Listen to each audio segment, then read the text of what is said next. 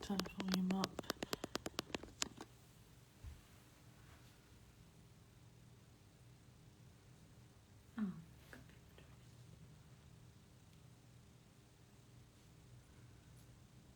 Oh.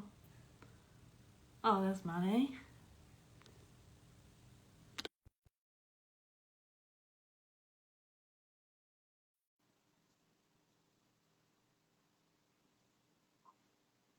Did that work? Oh, here he is. Hello. Hello, can you hear me okay? Yes, can you Yeah, hear us? loud and clear. How are you guys? Cool. Yeah, good. Thank you. How are you? Good, yeah, not bad. Busy day, but good. Yeah, I saw that you were at the nursery. That's so good. Yeah, I was doing a book reading of my children's book, Little Night with Psoriasis. Went really, really well.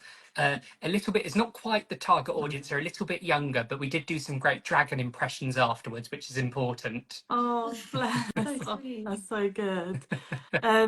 Thank you very much for joining us, and thank you everyone for coming on to the live. This is our Instagram live for Psoriasis Awareness Week. So I'm Georgia, and I'm Taz. we're joined by Manny, who's a dermatology nurse. You'll probably know that Psoriasis Awareness Week started on Monday, and yesterday was World Psoriasis Day. We're going all the way to Sunday this year, so that's the 3rd of November. We've got activities planned right up until then. And you can still get involved online on social media with the hashtags Poor24 and So Community, because our theme this year is community. So we want to know what psoriasis community means to you.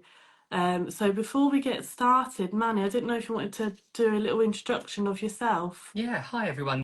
So my name is Emmanuel or Manny. I'm an advanced nurse practitioner in dermatology, and I'm actually now doing a PhD, kindly via the Psoriasis Association, all around social media, stigma, and psoriasis. I actually grew up with psoriasis, which is why I work, and I'm very passionate about raising awareness for those with psoriasis. Just see some of the comments. Hi, Lucy. Hello from Ecuador. Hola, ¿qué pasó? My husband is Ecuadorian, so lovely to see you, and lots of first-time people as well. So yeah, that's me, and hello everyone. Oh, thank you. So hopefully we do get some questions in the comments. Tass is going to stay on the live as well on her phone just to make sure we don't miss any. But we do have some that we prepared before just to get started with. So Tass, I don't know if you wanted to. Yeah. So our first question is, what order should I do my skincare in? Does it matter? That is a very good question, and I'm sure, like a lot of my answer will be tonight, is it's always a bit more complicated than it appears at the surface. If you're kind of talking about the beauty kind side of things, then typically people will say use a cleanser and then a serum or something like that, and then a moisturizer. They would also say use a sunscreen, but that's not without controversy, and it's important to be aware of that. When it comes to putting on treatments for psoriasis, though, we tend to kind of simplify things and say like a moisturizer, a cream, or an emollient, which is what we describe as a moisturizer in the medical world. And then you have something like a topical steroid or a vitamin D analog, some type of topical treatment. Now, again, there's a bit of debate about whether it's better to put on the medication before or after, each with their own evidence base. But as a general rule, so long as you're leaving it about 20 to 30 minutes, that gives enough time for the flakes in psoriasis to get nice and kind of moist and ready for treatment, or vice versa. So long as you're leaving about 20 to 30 minutes, that's how I would recommend you kind of apply treatments. Cool. Thank you. Another one that we see often, especially around this time of year, is should you change your skincare in or what you're using in the winter, like when it's colder Yeah, outside? very good question. So I'm sure, as you're all probably aware, our skin is a lot drier during those winter months, particularly here in the UK. The weather is rubbish. Mm.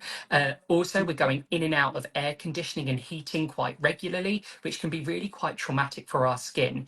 So usually in winter, it's considered good to switch to a thicker, more richer moisturizer. Think things, say, with example, occlusives like petroleum, mineral oil in them as well can be helpful, and humectants like glycerin can really help lock in moisture. It's also good, particularly if you are dry skin prone, so if you have psoriasis like myself, to also carry a little pot with you and to reapply that moisturizer throughout the day, particularly in winter. Other things to just keep an eye on as well. Our hands are very prone, particularly here in London. We've got our, Barclays bikes. I won't call them Boris bikes. We won't say that name. But it can be very drying for our hands, Mm. riding bicycles. So making sure we're wearing gloves and putting on really thick moisturizers, rich ones, can be quite helpful as well. Oh, thank you. I've just seen that we are getting a few in. Did see Oh, one fab. that says cream not working on my psoriasis. That was actually a question that we were going to ask anyway. Yeah. What do you recommend for people if they are using a cream and then it does work for them in the beginning, then that seems to stop? Yeah. So sometimes in the literature, there's something called tachyphylaxis, which is when if you apply the same cream, sometimes it just doesn't seem to work over prolonged periods of time. If you feel like that is the case, it's really important that you talk back with your dermatologist and your dermatology nurses, because they can recommend equivalent strength creams that you can use instead of one another. Usually, switching to an alternate for a little bit can then mean that when you switch back, you maintain that response again, it comes back. And other things you can kind of do between appointments that can help. I find being consistent with skincare is very important and very difficult.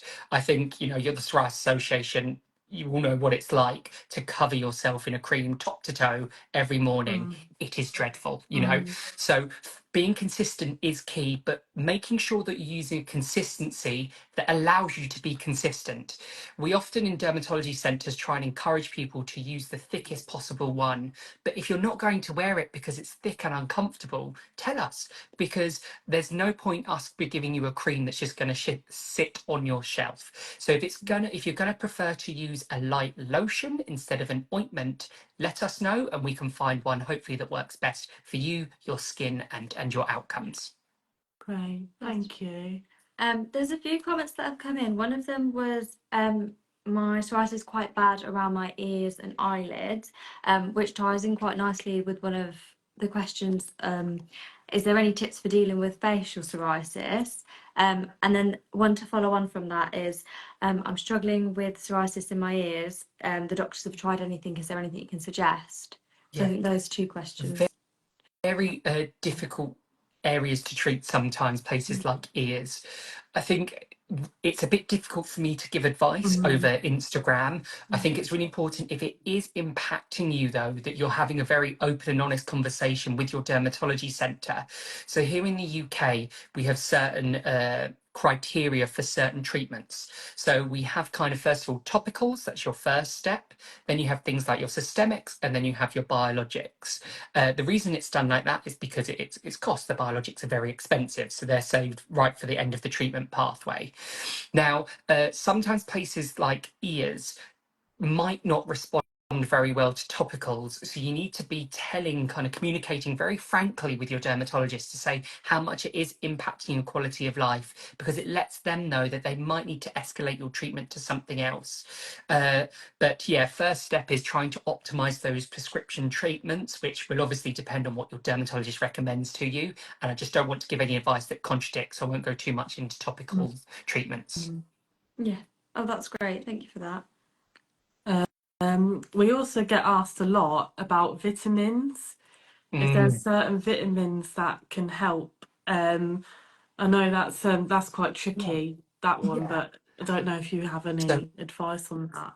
there's no formal recommendations from bodies like the BAD, the British Association of Dermatologists, and the AAD, American Association of Dermatologists, around vitamins. And that's because the evidence just isn't strong enough. Yeah. Now, That being said, the NHS does recommend that people take vitamin D supplements anyway. Here in the UK, we simply don't get enough sunlight anyway. So have a look at the NHS website. I can't remember exactly what strength of vitamin D they recommend over the winter months, but it's generally considered a good thing to take a vitamin D supplement, but definitely always check with your GP and your dermatologist to make sure they're in the loop, just in case there might be any contraindications there.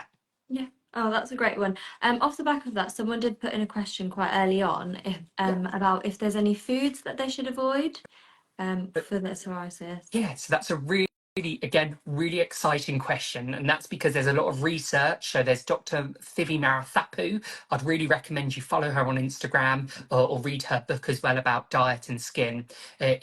We don't really know too much at the moment. It's a growing area of research. There used to be some research that people would say a low glycemic index diet may help. So that means avoiding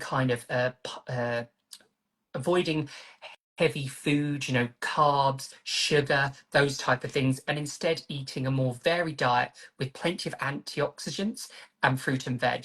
Now, I will caveat with saying that sometimes with advice like this, it kind of seems like if I just make this diet adjustment, then my psoriasis will get better. And in reality, that's often not the case. And I think sometimes what that does is it places an element of blame and stress on yourself. You are not to blame for having psoriasis. It is a genetic condition.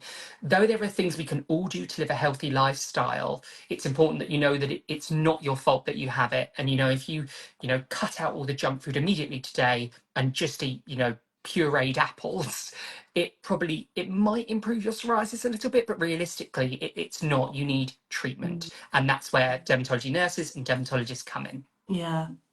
Yeah, and I think it's important to also know that not everyone's different. Everyone reacts so Yes. differently. So a diet may help someone, but it may not help you. But again, it's like you say, like a blame thing. It's not your fault Yes. if it didn't help.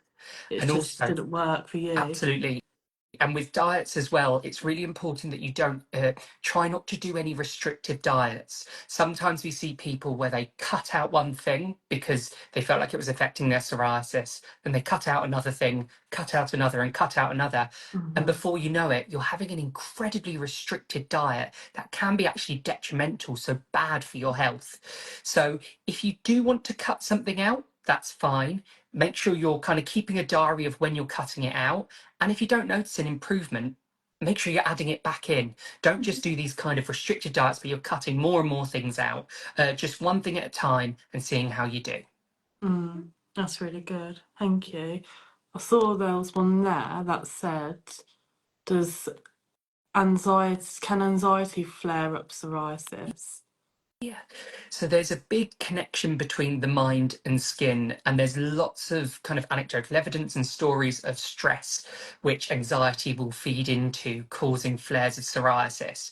Now, the solution to that is you'll sometimes go to appointments and they'll say, well, don't be stressed then. Well, find me a single person on the planet that can't be stressed. So there's evidence that things like mindfulness can help to some degree.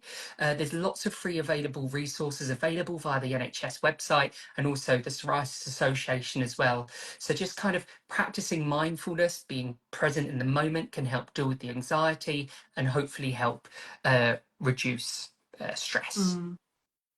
Thank you. Just having a look at some others. I've seen a few that say about advice for scalp psoriasis, which is obviously Yeah. really common. Very common and quite difficult to treat. So things to do with scalp psoriasis. First of all, we know that if you have scalp psoriasis, you may be more likely to have psoriatic arthritis. So that is joint problems. So make sure you're kind of paying attention to your body and you're reporting any hot swollen joints. If you notice that your joints are very stiff in the morning, make sure you make your dermatologist aware because sometimes that can dictate what treatment you're getting. Applying treatment can be an absolute nightmare, and it really does also depend on your skin and hair type. So people with tight curls may tend to sometimes have drier scalps. You might want to put more rich, thicker emollients on, whereas people like myself with fairer skin and straighter hair, or what's left of it at this point in time, sometimes we look quite greasy if we put greasy things on our hair. So it's about, first of all, finding a consistent that's right for you. Using topical shampoos can be useful, so things like tea gel.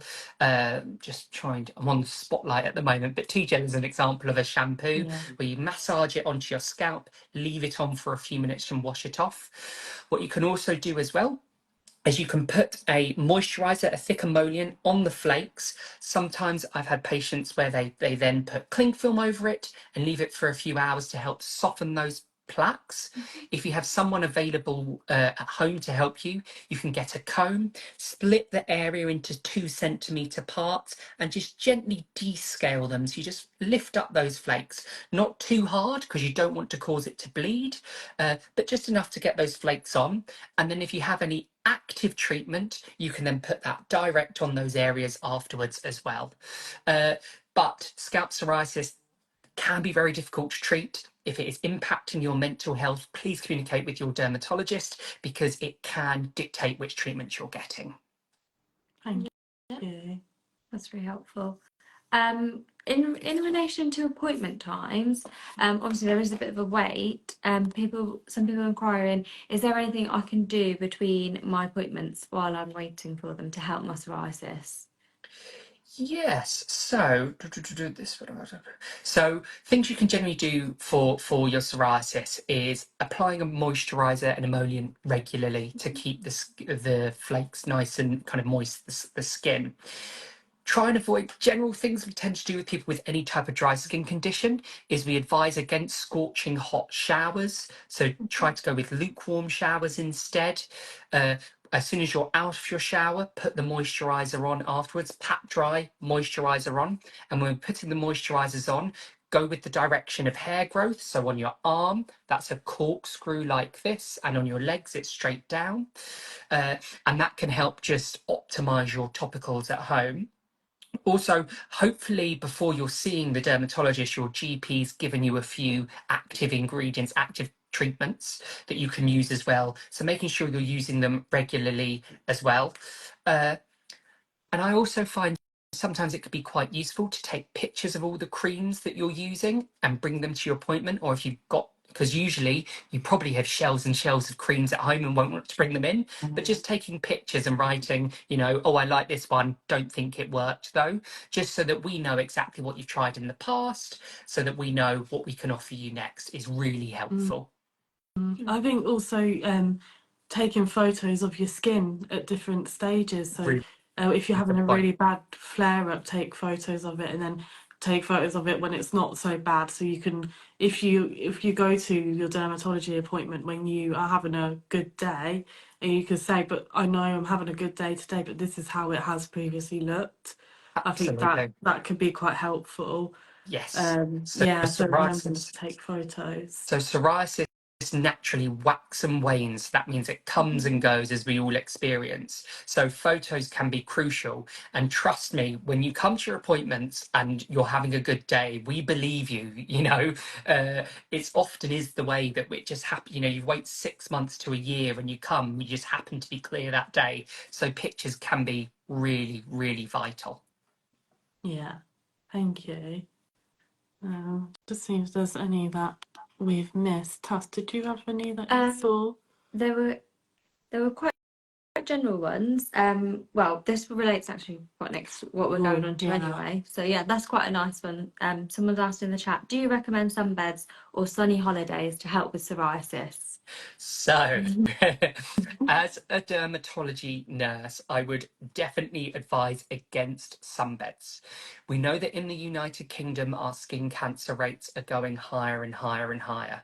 So, I would advise against anyone using a sunbed. Now, that being said, we do have some machines in hospitals, in lots of dermatology centres called UVB machines, now, and a UVA machine. Now, they are slightly like a sunbed in appearance, but they're much more regulated and monitored, and it's under the supervision of dermatology nurses typically.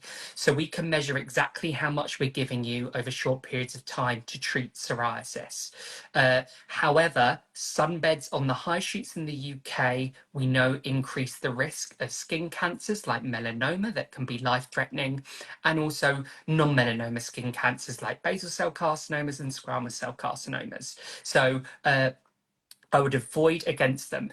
Now, around sunny holidays and psoriasis improving is a little bit more complicated. So, yes, there are some people whose skin does get better a bit in the sun. There's also plenty of patients that respond negatively to the sun, even though they have psoriasis. When you're on holiday, you need to think it's not just the sun that you're getting, it's relaxation, time away from the stresses at home. Hopefully, you're at an all inclusive and someone's doing all the cooking for you as well.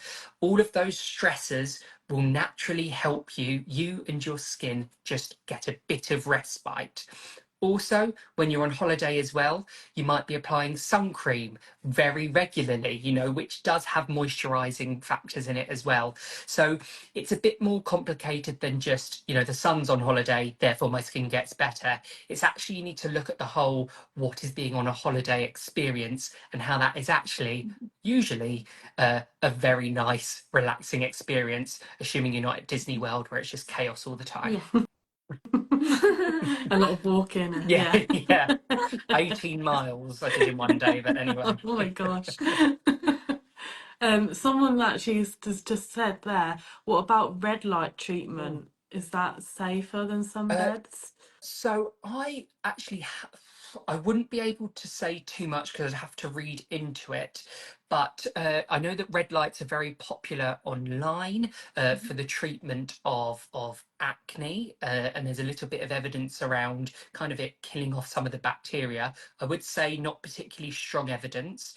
They also use them for hair regrowth. However, again, the evidence is not there, and these machines are very expensive. So I would say probably rather than spend your money, hard-earned money on things like that, see your dermatologist and maybe spend it, if you need to, on evidence-based things like the prescriptions a dermatologist will give you, rather than the things that people try and sell online. Yes, yeah.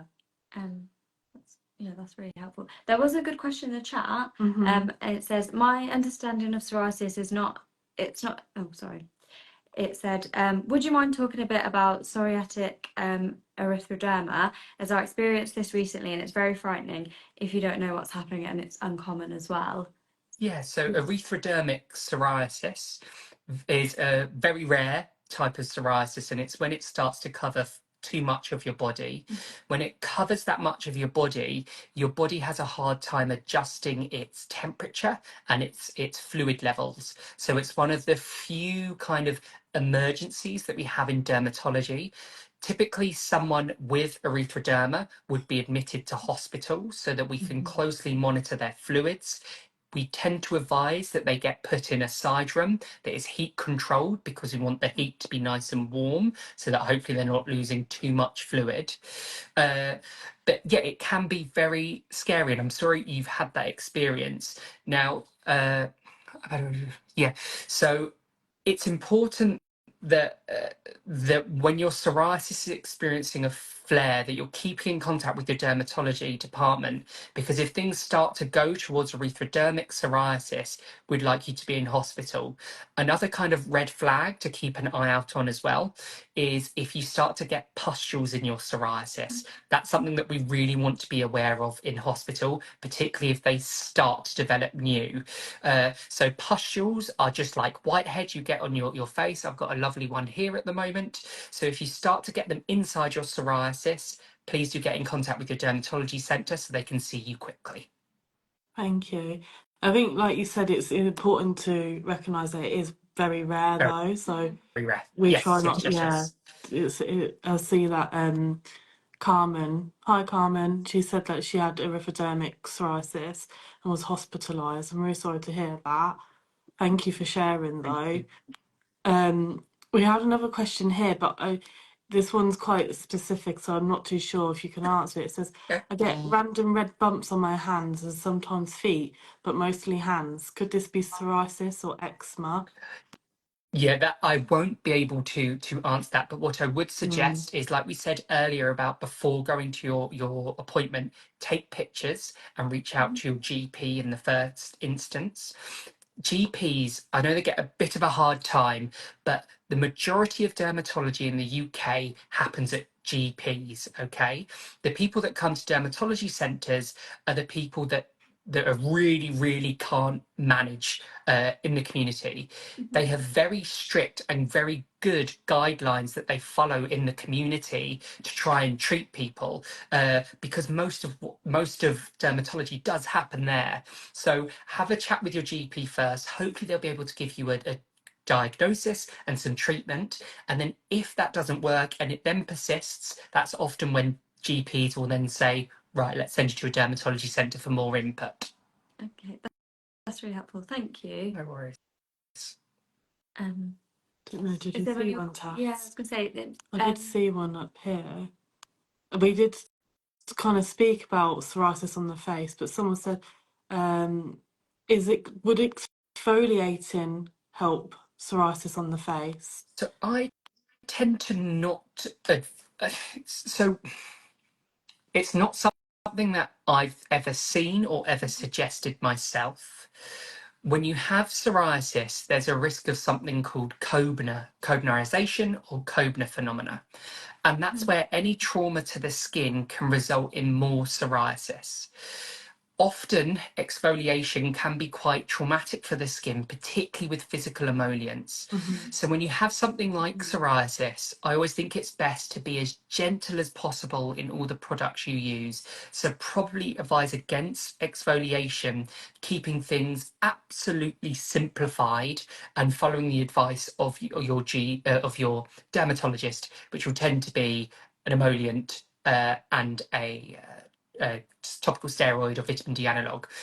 What you can also do as well, actually, is when it comes to cleansing, if you're particularly worried and you want to cleanse and you have facial psoriasis, you can actually use your thick emollient as a cleanser to help get your skin feeling clean. So a nice thick one, but also don't put your fingers in the pot when you're getting it out. Nice clean spoon, scoop some out, and you can rub that on as a cleanser and wash it off. And that also helps prevent too much moisture loss or lipid loss as well. Oh, that's really a good tip. That I didn't know that. Yeah. See, there's quite a few actually people now talking about facial psoriasis now in the chat. Yeah. Someone put on there that they've struggled with face psoriasis, but it has cleared up recently. And I think that ties in quite nicely to one of the questions that we've got. It said, is it okay to put makeup on my psoriasis? Will it make it worse? Yeah. So first of all, with psoriasis and makeup, it's important that if you're having a flare with lots of broken skin, then maybe don't put too much makeup on. Be kind with your skin. But obviously, psoriasis is a chronic condition. You're going to have it for life. And you know what? You might want to dress up every now and again to go for a nice night out. So pick products that are quite light when it comes to creams. Also, if you have red psoriasis patches, think about getting foundations and things with green tints to them for those red areas, because that can color correct them. So being kind to our skin, what else to do? Oh, and making sure your skin's nice and moisturized as much as possible. Psoriasis can be quite scaly, which when you're putting makeup on can be a bit of a nightmare. So making sure you put on lots of moisturizer before. I personally like, not that I've worn makeup, not that there's anything wrong with wearing makeup, but I tend to use Vaseline when I kind of get bits in my dry bits in my eyebrows and things, just because I find that really smooths it out. So I'd say if you're going to wear it, fine. Choose light, nice ingredients that work well for your skin tone. It might involve having 2 to 3 different foundations, for example, depending on how red your skin is. And also preparation is key. So making sure in the lead up to the event of you, going on a nice big night out, maybe you're using lots of moisturizer, using your treatments as prescribed to help get rid as much of flake as possible, so that when you put on the when you put on the makeup, you're getting a nice even tone rather than flaking and falling off.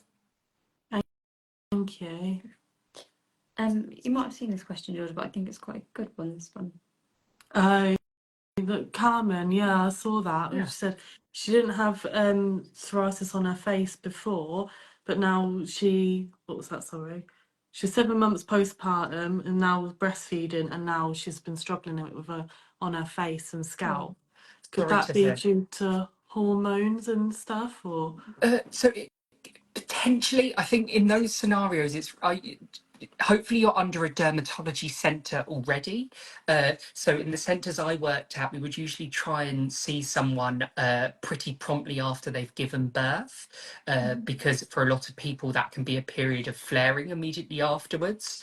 So I would recommend definitely going to see your dermatologist to get a treatment plan made ASAP. There are treatments and things that can be used with breastfeeding, but you need to speak to your dermatologist so they can help guide you exactly which ones you can use during this period. But congratulations on having a baby anyway. Thank you. What's that one saying? Sorry. This one, the ginger shampoo. Oh yeah, we do see a lot about that actually. Ginger shampoo. Ginger shampoo started to cause discoloration and psoriasis on my forehead. Oh, okay. Ginger shampoo isn't actually something I've really come across, and I'd have to go away and read into it a little bit. So I couldn't really.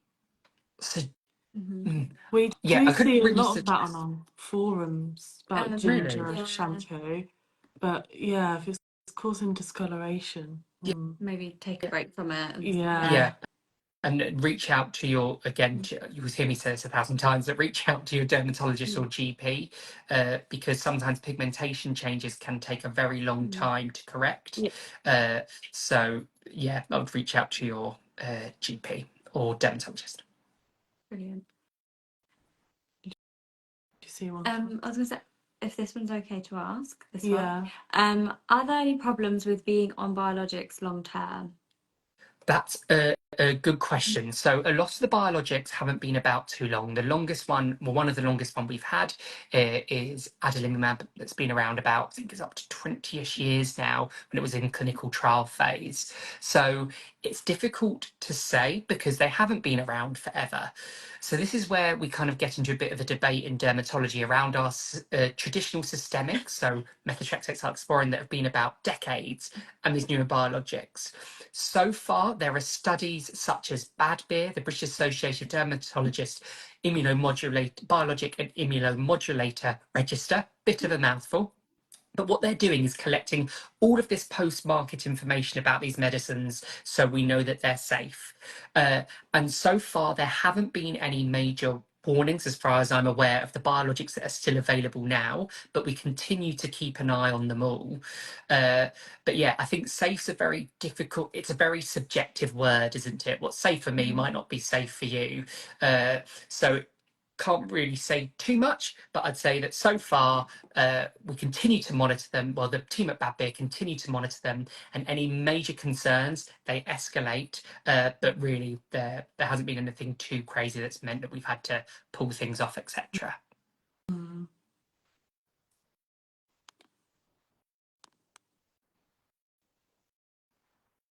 Just having a look through some of the questions that have come in. Oh, Tasia. Hi, Tasia. She said, I think Manny was my biologics doctor. My tongue has been affected by psoriasis for the past 2 years now. It can be very painful and spicy foods often flare it. Is tongue psoriasis a thing? Again, very, very rare, but it can be. It's one of those ones that you would want to be underneath a dermatology centre for, and it would take probably quite a while to get diagnosed. Treatment can be very difficult again, but it depends on your dermatology centre and what access to medications they have. But yeah, it does. I have seen it before. Yeah. Is there anything they can do in the meanwhile to help it, or Not so things to far, avoid, not so or far as I'm aware, because unlike other areas where you can put creams and things, obviously you can't put creams in your mouth. Sometimes they might recommend certain mouthwashes if they think that there might be some type of infection or some type of candida, so that's some type of fungus.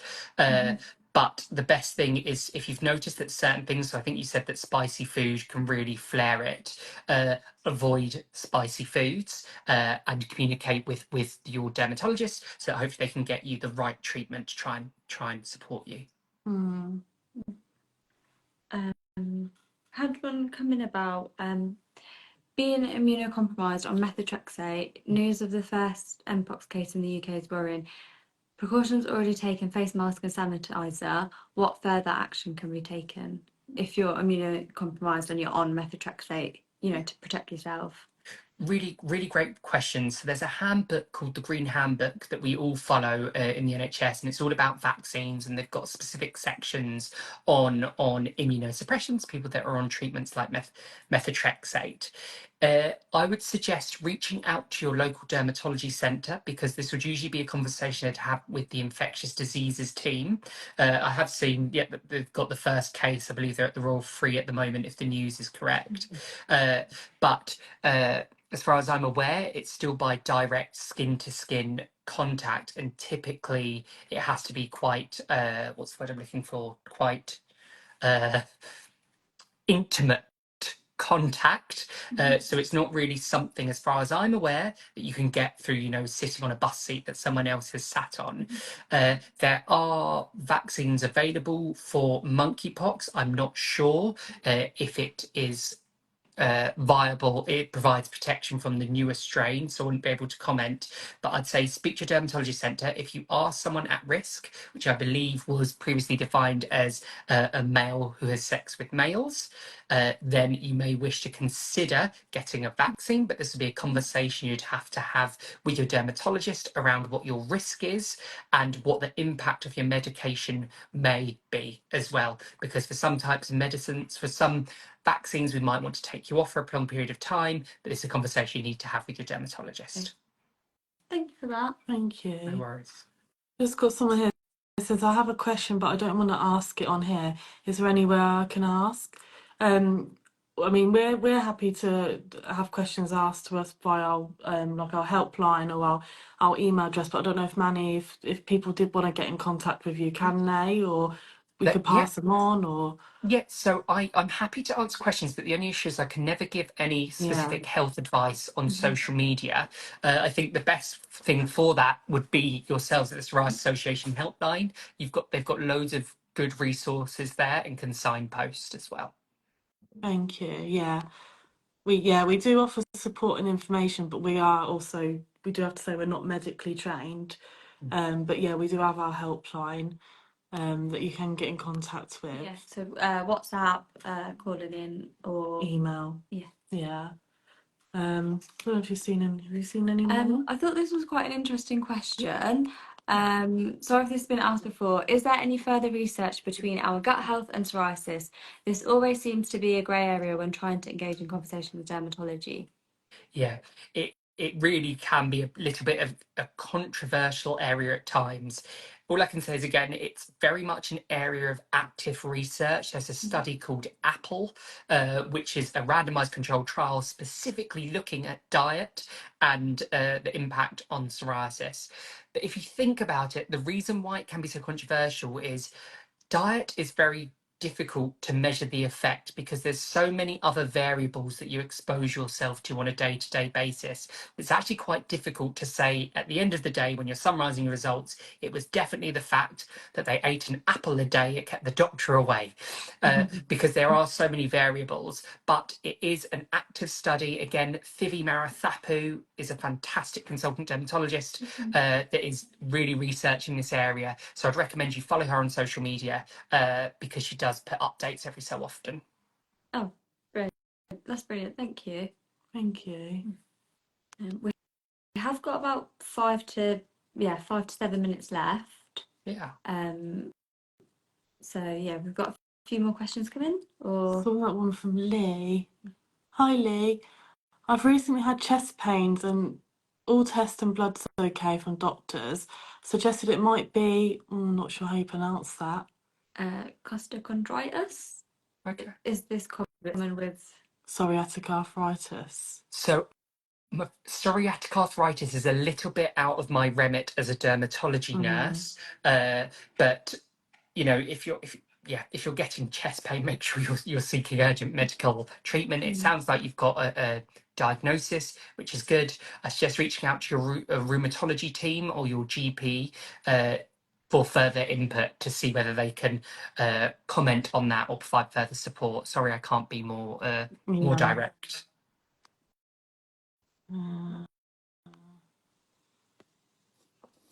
Let's see.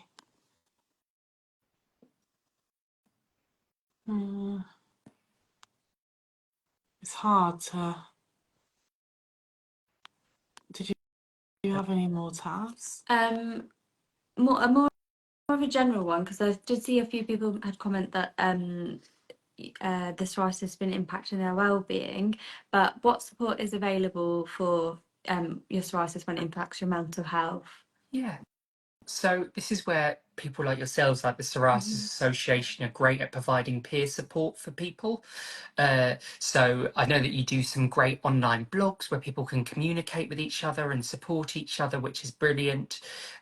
In terms of other support, it really does depend. Unfortunately, there's been over the past, say, decade, quite a few cuts to mental health services in the UK. There are still some free resources available online via the NHS that can help with things like mindfulness. That I'd recommend you engage in. Let me get the name of it. I think it's Mind Matters. Let me just find it. British UK. Leave that one with me. What I can do is I can pop it up in my stories afterwards. But there is some free resources available. If you go on to Better Health, Every Mind Matters, that's it. And they've got tips on well-being, mental health issues, life challenges, etc.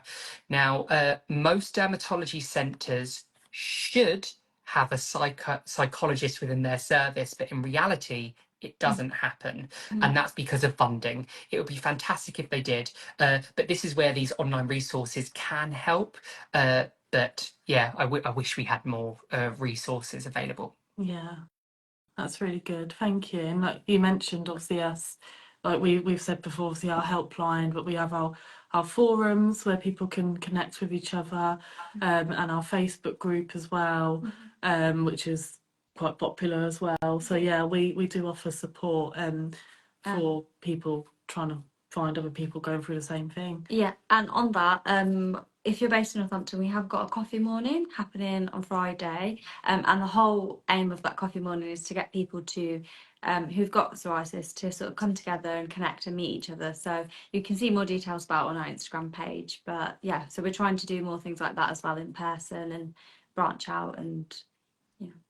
And we also have our kids competition at the moment. Oh, with yes. Yeah. Oh, have you got? I've got my own little dragon and a copy of the book. Yeah. Oh, that's Yeah. good. That's really good. So I don't know, Tash, you want to talk about if you. Yeah, so we have got a children's competition for children aged between 4 and 9 in the UK. So if you know any young people or family members who've got psoriasis, and we just want to teach them a little bit about psoriasis and that impact that it can have on you and how important having a community is. And again, all the details are on our Instagram, and it closes on Monday the 11th of November, and we're giving one away a little plush Jellycat toy and Manny's wonderful book. Yeah, much better than my cheap little shop no. buys. Very sweet. They're all cute. Yeah, and yeah, so in that case, unless there's any more questions, I think we've shown tonight that we are all one community. There you go, bring it full circle. Yes, yeah. Thank you so much for doing this with us, Manny. That's really good. What's your handle in case people Oh yeah, want to follow you? And Derm_Tales, which is obviously the name of the book. I've got my next book coming out next year, more about itch, scratch, and atopic dermatitis and eczema. But yeah, so that's why I'm Derm Tales, because I love to do children's books on skin conditions. But yeah, feel free to follow me or don't. I'm not going to chase you down. It's up to you. You should. He makes very funny reels. Oh, thank you. It's really good. All the social media content that you do is really Oh, good. thank you. And yeah, thank you for joining us tonight. And thanks everyone for your questions. I hope you've enjoyed it and got something out of it as well. We've enjoyed doing it. So hopefully we could do more things like this in the future as well. It's good to do this sort of stuff. Absolutely. Yeah. Thank you, everyone, and hope you all have a lovely evening. Yeah. Thank you. And if anyone does have any questions after this, they can either get in touch with us on our helpline, via email, call in, or on social media as well, and we can get in touch with you. Right. Thank you, everyone. Thank Bye, you. everyone. Bye. Take care, Manny. See you soon. Bye. Bye.